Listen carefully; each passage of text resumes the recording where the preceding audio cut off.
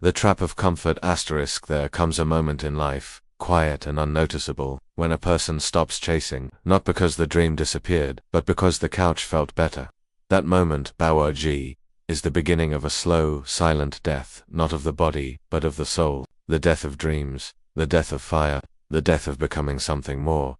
And the worst part, it feels good. No pain, no pressure, just peace. That's the trap. Comfort is seductive. It whispers lies so sweet, you believe them without resistance. You've done enough. Take a break. Start tomorrow. And so you do, and tomorrow never comes.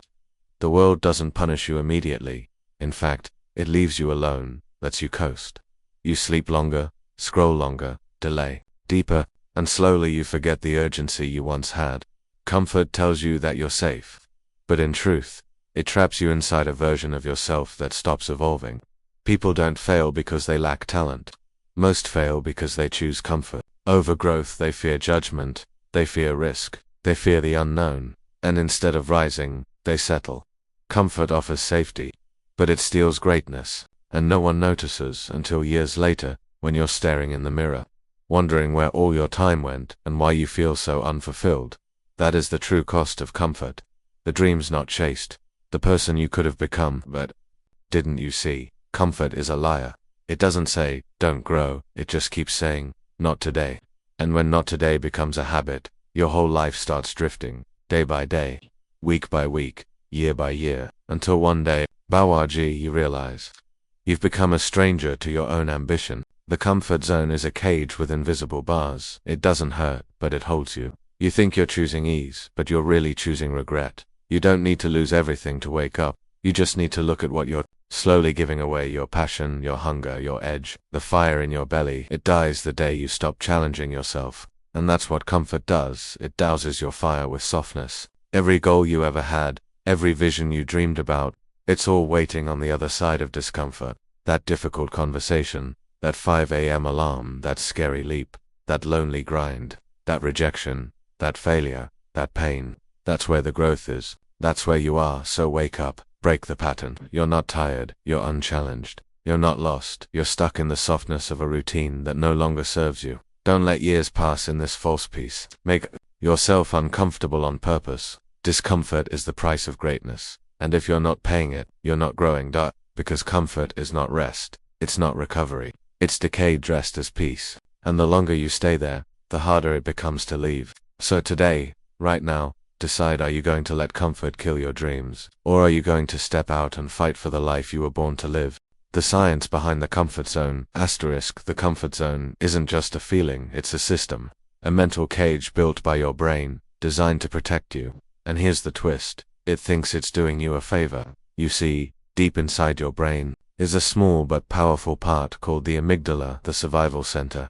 It doesn't care about your dreams. It doesn't care about your goals. Its only job is to keep you safe, alive, and comfortable. So every time you try to step out, take a risk, do something new, face discomfort, the alarm goes off, your heart races, your hands sweat, fear kicks in, and your brain says, no, go back, stay where it's safe. That's how the comfort zone traps you, not with chains, but with chemical signals of fear and hesitation. And most people, they obey, they listen to that fear and call it logic. They convince themselves they're being practical, realistic, smart, but in truth, they're just protecting the illusion of safety, even if it means abandoning their potential. The science is simple. Your brain is wired to favor repetition, routine, and predictability. The more you repeat something, the more your brain turns it into a habit, like muscle memory. That's why it's so easy to stay stuck, because comfort becomes automatic, and discomfort feels like danger even when it's actually the gateway to growth. The comfort zone isn't evil, it's just outdated. It evolved to keep your ancestors alive when danger meant wild animals or starvation. But today, the threats are different. Today, danger looks like public speaking, starting a business, failing in front of others, or chasing a dream that might not work. But your brain reacts the same way: fight or flight. And because there's no lion chasing you, you choose flight. You back off, you retreat, and just like that, comfort wins again. But Bawaji, there's another part of your brain, the prefrontal cortex, the part responsible for logic, decision-making, vision. That's the part that dreams.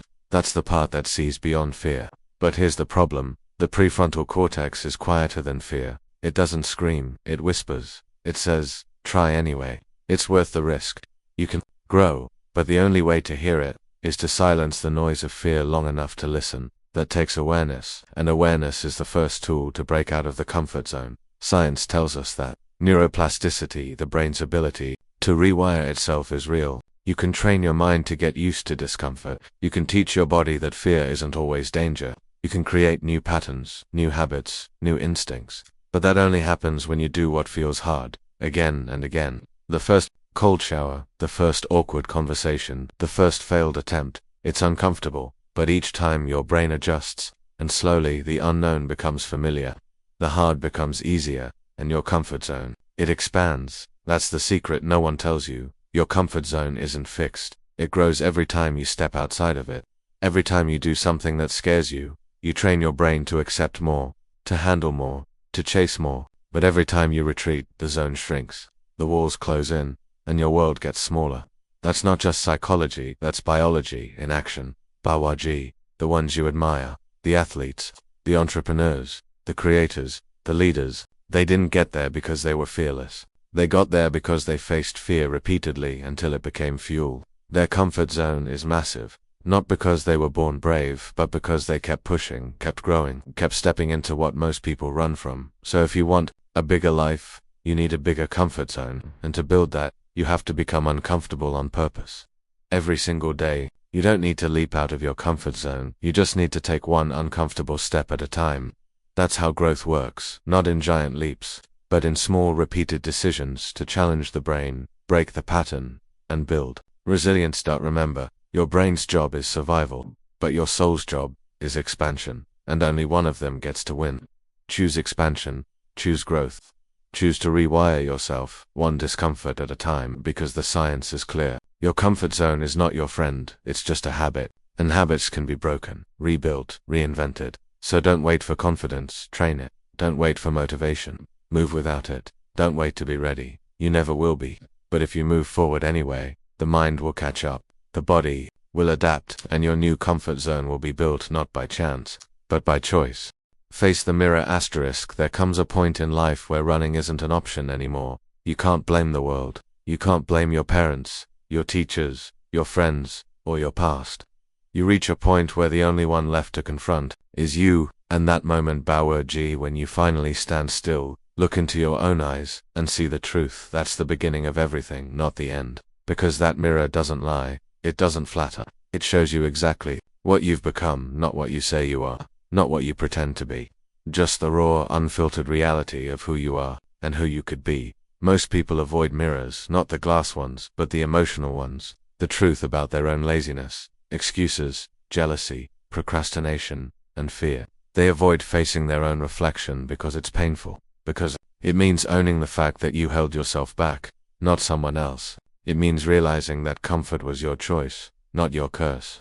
That the hours you wasted, the dreams you ignored, the work you never did, it wasn't because of luck or fate or destiny. It was because of you. And that kind of truth, it hurts, but it also heals. You can't change what you won't confront. You can't grow from what you continue to deny. And the more you lie to yourself, the deeper the pain goes. The longer you delay the truth, the more time you steal from your future. That's why facing the mirror is so powerful. It forces you to ask the questions you've been dodging. Why am I really not trying? Why do I keep quitting? Why do I keep waiting? What am I afraid of? And the answer almost always is rooted in fear. Fear of failure, fear of judgment, fear of being seen trying and not succeeding. But Bawaji, let me tell you something no one else will. Failure is not the enemy, denial is. You're not behind in life because you tried and failed. You're behind because you never tried with your full heart. You never went all in. You never said, no matter what happens, I'm going to show up for my dream. And now, you're stuck. Not because you're weak, but because you've stopped telling yourself the truth that you could have been more, that you still can be, that it's not too late unless you keep pretending it isn't your fault. The mirror shows you the price you pay for comfort, a body that's not healthy, a mind that's not sharp, a heart that's not fulfilled, a life that feels stuck in repeat mode, and no one else can fix that for you. Not motivation videos, not books, not advice, just you, standing in front of yourself, saying, enough, not blaming the economy, or your childhood, or your environment, just saying, I am the reason, but I can also be the solution. That's the day everything begins to change. The day you stop lying, the day you stop waiting for motivation to arrive like a delivery package, the day you stop begging for approval, the day you stop looking for shortcuts. That's the day the war begins, not with the world, but with the version of yourself that got too comfortable, that settled, that gave up. And believe me, that version won't die quietly. It'll fight, it'll scream, it'll try to convince you to stay soft, stay hidden, stay average. But now you know better. Now you've seen the mirror, and once you've seen the truth, you can't unsee it. You can't pretend anymore. You either act, or you accept a life of regret. Those are the only two options. There is no middle. There is no someday.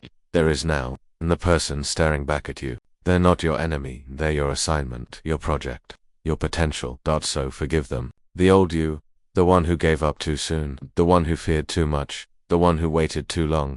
Forgive them, but don't protect them anymore. It's time to rise. Not because life is easy, but because life is short. Because you're not meant to coast, you're meant to climb, you're meant to fight, you're meant to become something that the mirror can one day look at and say, I'm proud of you. But it starts today, with honesty, with discipline, with facing yourself even when it hurts, especially when it hurts. Because pain is the price of progress, and truth, that's the beginning of transformation. So stand there, look deeper, don't flinch, don't blink. Don't run. Face the mirror. Then go change what you see. Dreams that die silently. * There is no funeral for a dream. No one gathers. No one mourns. No prayers are offered. Because when a dream dies, it doesn't make noise. It doesn't shatter the sky or shake the ground. It just quietly slips away in the silence of your excuses. Every time you say, I'll do it tomorrow. Every time you scroll instead of study. Binge instead of build. Nap instead of grind. A dream takes its last breath. And the saddest part, you don't even notice it. Dreams don't die with age. They die with doubt. They die when you keep waiting for the perfect moment. When you tell yourself now isn't the right time. When you settle for good enough instead of chasing greatness. When you choose comfort over challenge. They die in moments so small, you don't even realize what you've lost until years later, when regret comes knocking. And by then, it's too late to save the dream. All that's left is the echo of what could have been. You were born with fire in your soul, but you let the world water it down. You were born with vision in your mind, but you let other people's opinions blur it. And slowly, silently, your dreams began to shrink. Not because they weren't real, but because you stopped believing they were possible. Maybe someone laughed at your ideas. Maybe life hit you hard. Maybe failure whispered, you're not good enough. And instead of fighting back, you agreed. You buried your dream under distractions, under comfort, under fake smiles and busy days. You distracted yourself with entertainment, chasing tiny hits of dopamine instead of chasing your destiny. And while the world applauded your fake happiness, your real self was suffocating. Because no amount of distraction can replace the ache of an unlived purpose. No level of comfort can silence the scream of a dream left to rot. But let me ask you, Bawaji, did you really come this far in life just to settle? Just to wake up, scroll, survive, repeat? Or were you meant to create something, become something? Because the truth is, dreams don't die all at once. They die one maybe later, at a time, and the more you delay action, the more numb you become to the dream itself. You stop feeling excited, you stop imagining, you stop believing, until one day it just disappears. And it's not fate, it's not bad luck, it's not the system, it's you. It's what you allowed, it's what you chose. Because if you really wanted it, you would have found a way. You would have fought for it, even when it hurt. Even when no one else believed, even when you were tired, broke, or scared. That's the price of keeping a dream alive. Sacrifice. But most people won't pay it. They want the crown without the cross, the success without the struggle, the applause without the silence. But real dreams, they demand your blood, your tears, your time, your truth. They don't survive on wishes, they survive on work. They don't live in your comfort zone, they live on the edge of your discipline. They grow in the dark, in the lonely hours, in the moments no one sees. But if you stay consistent, if you refuse to let it die, one day that dream will rise, and the same people who once doubted you will say they always believed in you. So bring your dream back to life. Go dig it out from the grave you buried it in, dust it off, speak to it, apologize to it, and promise yourself this time, you won't let it die in silence. This time, you'll fight for it, you'll bleed for it, you'll protect it, because your dream is not just a fantasy, it's a message, a mission, a responsibility. Something the world needs from you and only you. Don't let your dream die silently. Let it scream through your actions. Let it roar through your commitment. Let it breathe again. The prison of potential *. There's a kind of pain that doesn't leave scars on the skin but burns the soul.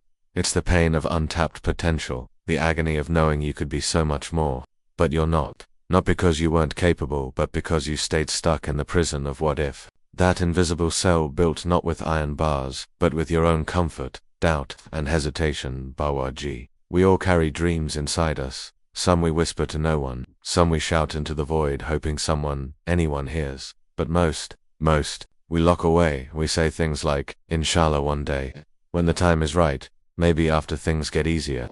And in doing so we convince ourselves that delay is preparation, that hesitation is wisdom. But deep down, we know, it's fear.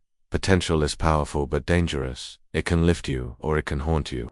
And the most haunting kind is the kind that never gets expressed. The kind people remember you could have been known for. The kind they talk about after you're gone. She was so talented, so brilliant, if only she had tried. But trying means risking. Trying means sacrifice. Trying means leaving the comfort zone and walking into fire. And that's why most never do. You'll think you're safe inside comfort.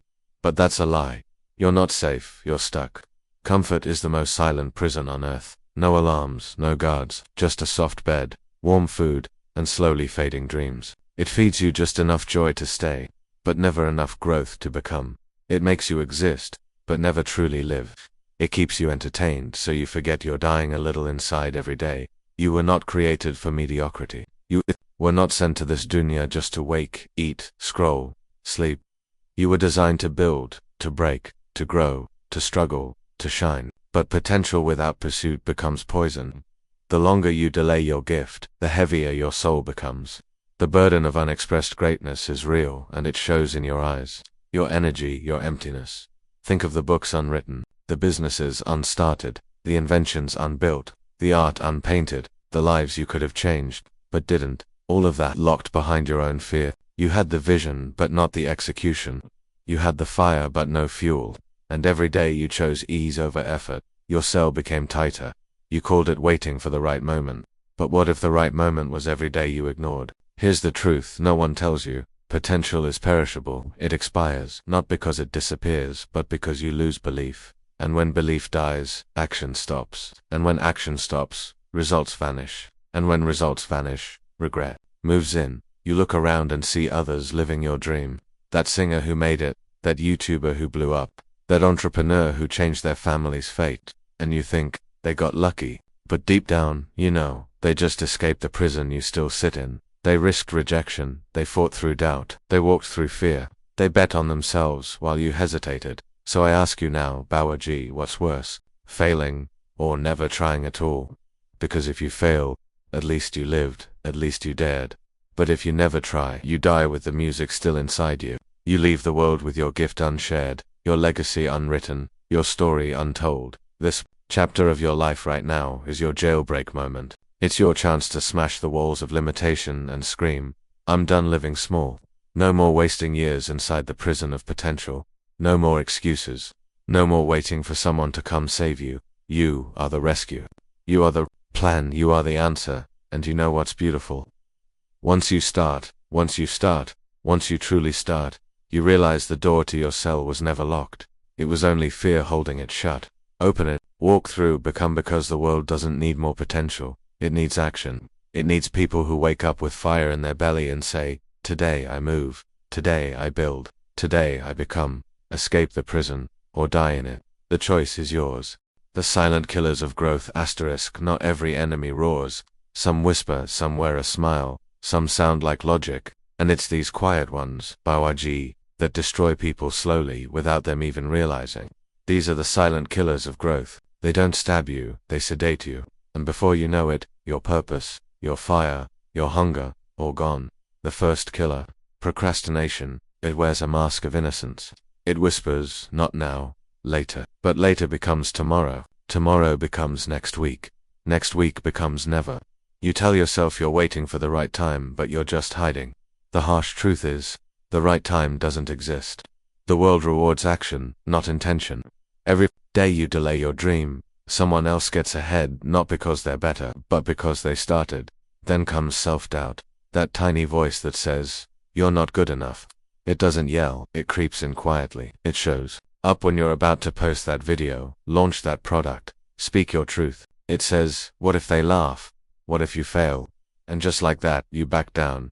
But here's the truth, everyone doubts, even the best. The only difference is they move despite the fear. You don't need to be fearless, you need to act while afraid. Another silent assassin is comparison. It poisons your mind slowly. You open social media, see someone doing what you want to do better, faster, bigger, and instead of feeling inspired, you feel defeated. You start shrinking your dreams because someone else seems ahead. But listen, Bawaji, their chapter 20 is not your chapter 1. Your journey is your own. Comparison kills gratitude, and gratitude is the soil where growth begins. And then there's the sneakiest killer of all, comfort disguised as peace. You say, I'm content, I'm relaxed, I'm okay, but deep down you're not. You've just adapted to smallness. You've made peace with mediocrity. You've called numbness peace because it hurts less than hope. But true peace comes from progress, from knowing you're becoming more. When you grow, your soul feels alive. When you stay still, it slowly dies. Let's talk about toxic people, too. They don't always insult you. Sometimes, they support you just enough to keep you still. They say, relax, you've done enough. Or worse, why try so hard? Life's not that serious. These people aren't always bad. They're just stuck. And if you're not careful, their mindset becomes your ceiling. Growth requires tough choices. And sometimes, that means outgrowing people who once felt like home. And then, there's distraction. It doesn't destroy your goals loudly, it eats them slowly. You sit down to work, then one notification, one reel, one scroll, 30 minutes gone, then an hour, then the day, and you say, I'll do it tomorrow. But tomorrow is a lie you keep telling yourself until your dream dies in a graveyard of lost time. In this era, focus is a superpower. The world is noisy, but success belongs to the quietly consistent. And what about overthinking, the loop that never ends? The what-ifs, the should-I, the but maybe nots. You think so much you paralyze, you analyze so long, the opportunity passes. Listen, thinking is good, but overthinking is fear wearing a tie. It makes you feel productive while doing nothing. Action creates clarity. Motion reveals answers. You learn more by doing than by obsessing in your head. But the biggest silent killer, waiting for motivation. Motivation is a liar. It comes and goes. If you wait to feel ready, you'll wait forever. Winners don't rely on feelings. They rely on discipline. They do it even when they're tired, even when they're uninspired, even when no one claps, because they know small, consistent actions beat rare bursts of motivation, always. Rise and remember who you are. There comes a moment, Bawaji, when silence grows loud. When the stillness of a dream unfulfilled becomes heavier than the fear of trying. When you can no longer hide behind excuses or wait for perfect timing. That moment is now. This chapter is not just an ending, it's your beginning. You were not born to live quietly, not born to tiptoe through life, avoiding risks, numbing pain, pleasing the world, and dying with regret. You were created with fire in your chest and thunder in your voice. Your journey was never meant to be easy, it was meant to forge you. Every pain, every loss, every dark day wasn't punishment, it was preparation. You are not the labels others gave you. You are not your past mistakes, your missed chances, or your broken moments. You are what you choose to become next. And the truth is, you've always had it. That strength, that voice, that dream. It didn't disappear. It was buried beneath fear, beneath doubt, beneath the weight of what this world told you to be. But now it's rising. This moment is your resurrection. Not the version of you that settled, that slept through life, that lived small. No, the real you, the one who dares, who builds, who chooses purpose over comfort. That version is not a fantasy, it's waiting behind one hard decision to stop living like you're already dead. Life doesn't owe you anything. It's not waiting to hand you success, happiness, or peace. You must rise and take it, build it, bleed for it, cry for it, but never wait for it, and never again trade your soul for temporary comfort. Let them laugh, let them doubt you, let them say it's too late. Because one day, those same people will look at your story and whisper, I wish I had the courage they did. You're not here to be liked. You're here to live fully, to leave a legacy, to rise so high that your name echoes long after you're gone. Remember who you are. You are not average, you are not lost. You are becoming, so wake up, breathe deeply, stand tall, and start again. Not because it's easy, but because your soul is starving for more, and Bawaji, you are made for more. This is not the end. This is the moment everything begins.